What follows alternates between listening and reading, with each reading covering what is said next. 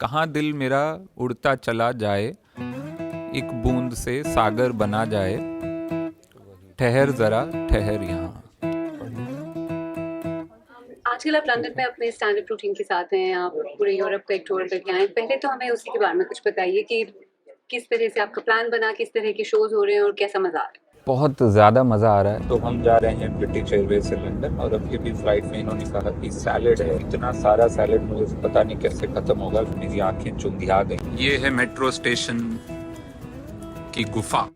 मैंने इससे पहले हिंदुस्तान से बाहर बहुत कम परफॉर्म किया है, क्योंकि मैं हिंदी, उर्दू, हिंदुस्तानी में बात करता हूँ, और मेरा स्टैंड अप जो है, मेरा जो भी रूटीन है, वो ट्रांसलेटेबल नहीं है। यहाँ के लोगों को कॉमेडी की क्या ही ज़रूरत है। मेरा ये मानना था कि यहाँ पे तो लोग अच्छी ज़िंदगी अपनी जी रहे हैं, एकदम सब कुछ ही, हवा भी ऑर्गेनिक है यहाँ की, शायद ऑक्सीजन भी, क्योंकि ज़्यादातर कॉमेडी जो होती है वो निकलती है किसी तरह के गुस्से या किसी तरह के डिसअपॉइंटमेंट या किसी तरह के criticism of the existing systems. It could be a system of very basic things like how the market works, और हाउ द गवर्नमेंट वर्क्स, और हाउ आर इडियोसिंक्रेसीज डिफाइन और चेंज आवर लाइफ्स.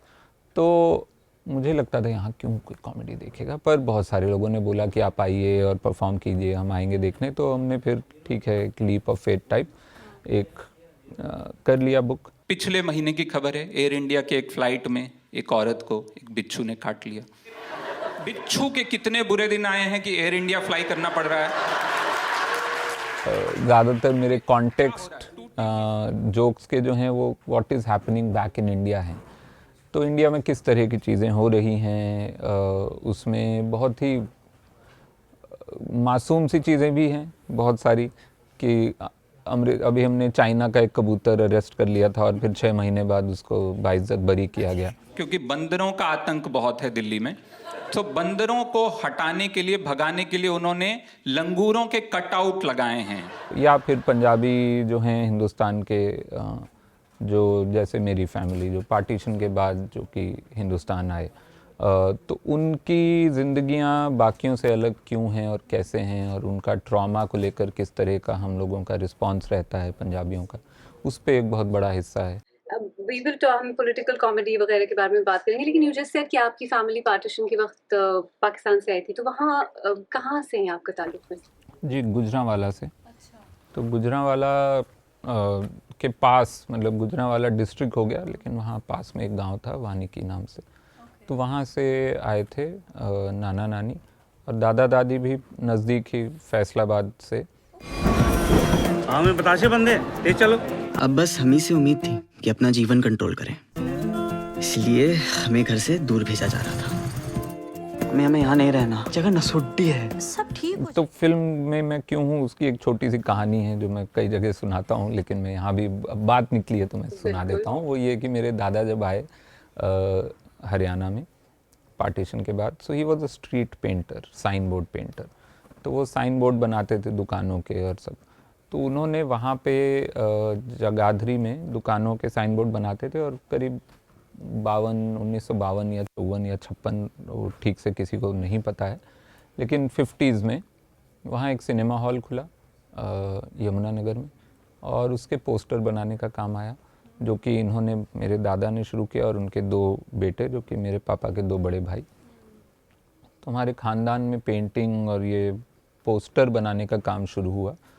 तो वहाँ से मेरे पापा को फ़िल्मों का शौक़ लगा, और वो फिर शौक़ मुझे मिला फ़िल्मों का, किताबों का, गज़लों का, पोइट्री का. आपको क्या लगता है इस तरह का, या जो पॉलिटिकल क्लाइमेट वैसे बन रहा है दुनिया भर में, उसमें पॉलिटिकली अवेयर या पॉलिटिकल सैटायर, जो सियासी सिर्फ एक समझ रखने वाली कॉमेडी होती है, वो मज़ीद इम्पोर्टेंट होती जा रही है, मज़ीद अहम होती जा रही है, मुश्किल भी होती जा रही है शायद करनी, लेकिन उतनी ही अहम भी होती जा रही है? जी बिल्कुल. मैं तो कहता रहा हूँ कि the worst times to do comedy are the best times to do comedy.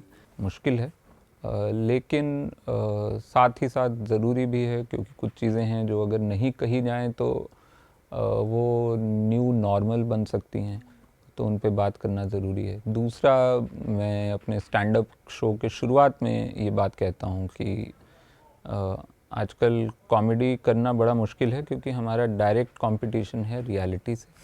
हम 4 दिन लगा के जोक लिखते हैं, पता चलता कल शाम हो गया, वो किसी ने कर दिया।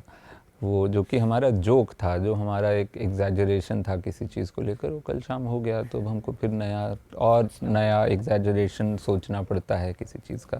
कास्ट का एक और प्रैक्टिकल एप्लीकेशन जो मैंने उसको नहीं बताया, वो है जो इस समय हम जी रहे हैं, जिसके ठीक बीच में हम हैं, इंडियन इलेक्शंस। कास्ट निकाल दो इलेक्शन में से, लोग परेशान हो जाएंगे, वोट किसको देना, काम पे वोट देना है। तो मुश्किल तो है, लेकिन साथ ही साथ ज़रूरी भी है। लेकिन मैं इसलिए नहीं करता हूँ कि ज़रूरी है, मैं इसलिए करता हूँ क्योंकि मुझे लगता है कि मैं जो बातें कह रहा हूँ वो अगर नहीं कहूँगा तो मुझे घुटन होगी। आपने फिल्में लिखी हैं, फिल्मों के लिए गाने लिखे हैं, काफी सारे बहुत ही पॉपुलर, गैंग्स ऑफ वासेपुर, मेरा तो फेवरेट गाना मोह मोह के धागे है व्हिच यू नो। लेकिन अब आपने अपनी पहली फिल्म जो आपने डायरेक्ट की है, लिखी भी और डायरेक्ट भी की है, वो अभी नेटफ्लिक्स पे आना शुरू हुई है सिनेमैटिक रिलीज के बाद। तो ये क्या मतलब, वो जो पार्टीशन के बाद पोस्टर बनाने वाला वो जो जर्नी थी, वो यहीं आके वाज इट डेस्टिन्ड, ये लिखा हुआ था कि आके आपने फिल्म ही बनानी है, या कहीं किसी मोड़ पे आके आपको लगा कि यार अपना फिल्म बनानी है? नहीं, मैं चाहता तो बचपन से था कि मैं इस दिशा में आऊँ, इस मीडियम में आऊँ। Good morning. क्या सपना देखा? आसमान। Go back to sleep.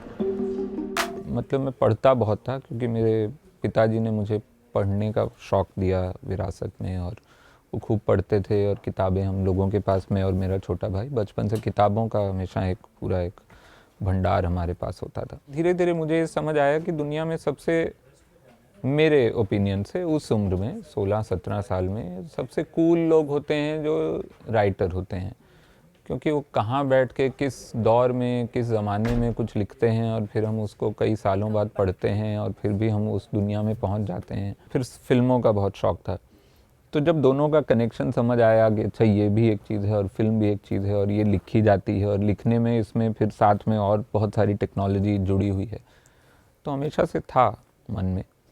और मैंने एक तरह से मतलब वो रास्ता बनाया, बहुत जगह किस्मत ने साथ दिया, बहुत जगह मेरे प्रिविलेज ने साथ दिया, लेकिन फिर भी एक तय मैंने लैंडमार्क बनाया कि अच्छा मैं कॉलेज जाऊंगा, तो कॉलेज जाके वहाँ पे मैं बहुत लिखूंगा, पढ़ूंगा। घर पे तो आप फिज़िक्स, केमिस्ट्री, मैथ्स से आगे नहीं बढ़ पाते हैं, एक लिमिट होती है स्कूल जब तक होते हैं, तो स्कूल का काम करना। और कॉलेज में मुझे फिल्मों में जो मैंने देखा था कि कॉलेज में तो लोग मस्ती ही करते हैं। कैसे चल रही पढ़ाई?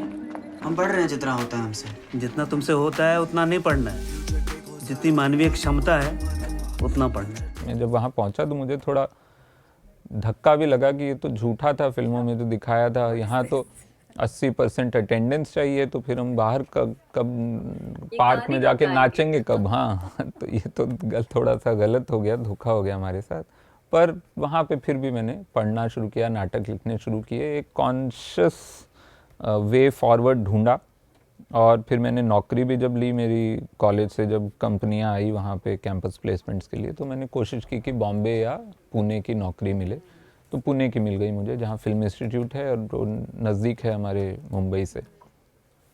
तो फिर वहाँ जाके फिल्म इंस्टीट्यूट में चक्कर लगाने शुरू किए, लोगों से मिलना शुरू किया, वहाँ के स्टूडेंट से बात की। फिर वहाँ एक डिप्लोमा फिल्म बन रही थी, शिल्पी दासगुप्ता, जो कि अपने फाइनल ईयर में थी वहाँ डायरेक्शन बैच में। तो उनकी डिप्लोमा फिल्म के लिए उनको हिंदी अनुवाद लिखने वाला कोई चाहिए था। उनके पास वो अंग्रेज़ी में उन्होंने लिखे हुए थे, उनको ट्रांसलेटर चाहिए था। तो मैंने वो काम किया, तो मुझे एक पहला काम भी मिल गया एक तरह से, एक डिप्लोमा फिल्म में। तो थोड़ा कॉन्फिडेंस बढ़ा, तो फिर मैंने नौकरी छोड़ के मैं पूना से बॉम्बे आ गया।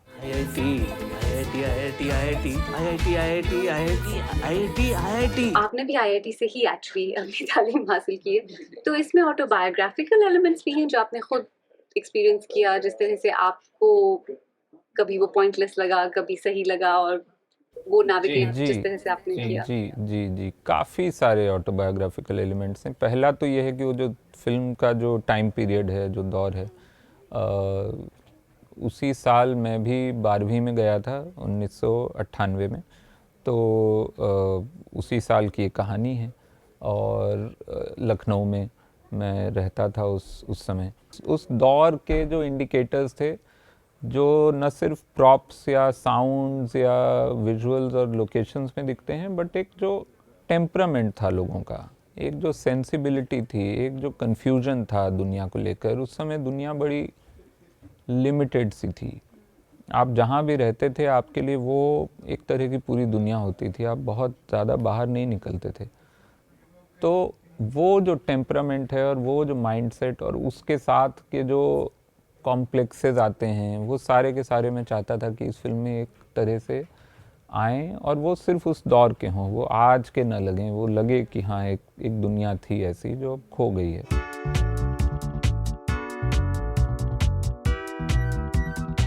हम विवेक। हम सारिका। दूसरा फिर किरदारों पे अगर हम आएँ तो जो विवेक का किरदार है, हाँ वो काफ़ी मेरे जैसा है। उसकी दुनिया बड़ी ऑकवर्ड सी है, उसको ठीक से नहीं पता है वो क्या करना चाहता है, और उसको सवाल उसके मन में यही आता है कि 17-18 साल में ही मैं क्यों तय कर लूँ कि मैं बाकी की ज़िंदगी क्या करने वाला हूँ। तो वो सवाल फिल्म का एक तरह से कोर क्वेश्चन था मेरे लिए, जिस वजह से मैंने ये फिल्म लिखी।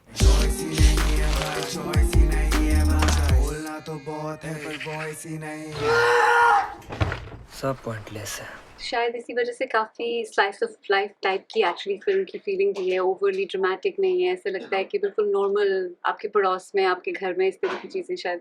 सो उसमें maybe that's why you have been successful, क्योंकि आपने उसको बहुत ही कॉन्शियसली वैसा बनाने की जी कोशिश जी की है। जी हाँ, मुझे ड्रामा बहुत पसंद नहीं है फिल्मों में। पाकिस्तान में किसी आर्टिस्ट के साथ कभी काम किया है, कोई कोलैबोरेशन हुई है, कोई इस तरह की बातें चल रही हैं? जी, मैं उम्मीद है कुछ होगा। मैं मतलब अली सेठी साहब से बात हुई थी बीच में कि कुछ लिखेंगे साथ में और करेंगे। फिर उसके बाद वो शायद वो भी बहुत बिज़ी हो गए, मैं अपनी फिल्म में बहुत बिज़ी हो गया, तो दोबारा हमने वो धागे उठाए नहीं। थैंक यू सो मच, आपने हमारे लिए वक्त निकाला। Always a pleasure. जी शुक्रिया। चाहता हूँ फिलहाल हाँ ये माइक ले लें, मुझे लगा ये क्या मैं जेबों